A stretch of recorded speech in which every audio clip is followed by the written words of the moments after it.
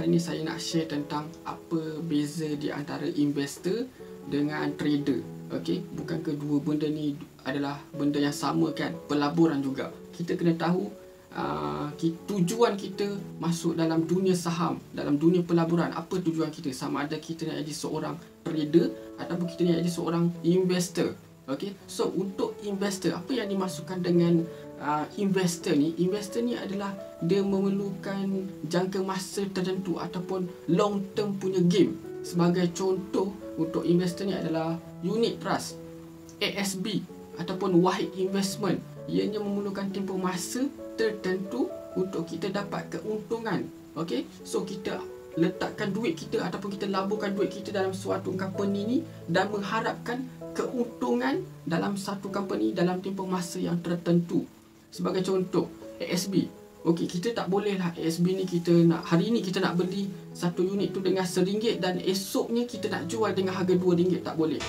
Okey, so kita perlukan satu tempoh masa tertentu dan company tersebut akan bagi keuntungan ataupun dividen kepada kita.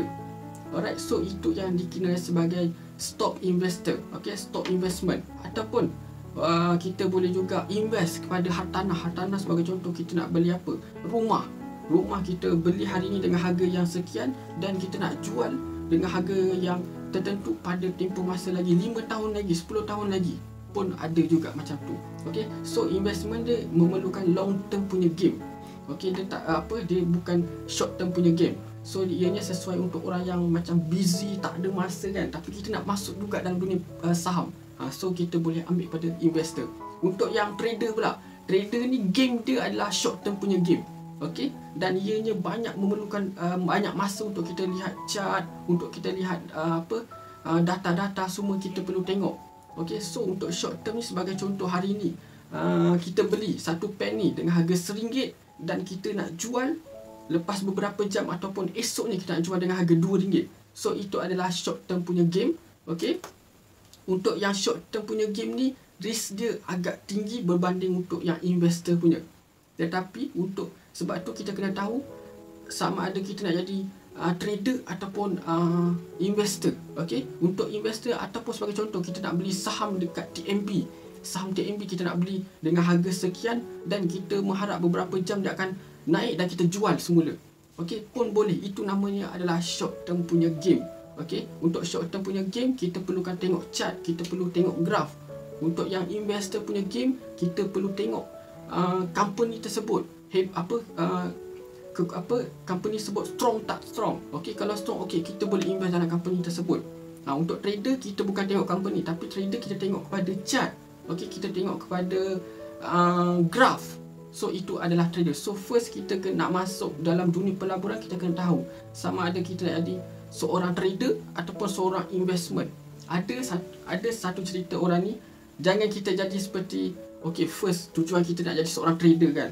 Bila kita dah beli, contoh kita beli satu unit ni dengan harga RM1, tiba-tiba esoknya dia jatuh jadi 90 sen. Okey, kita pun tak apa, boleh tahan lagi. Lepas tu turun lagi 80 sen dan pada akhirnya next month pun dia turun sampai 50 sen. So ianya bukan jadi short term punya investor ataupun trader, ianya menjadi investor long term. So benda ni sebenarnya dah salah.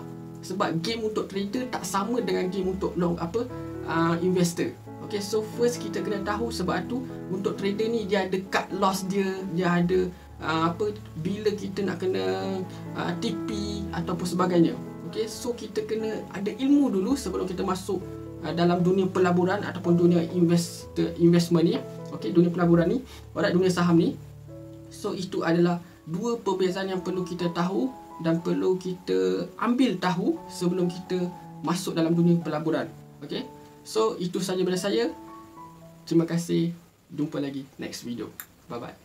Jangan lupa like, follow, like, komen, share dan subscribe. Okay, bye bye.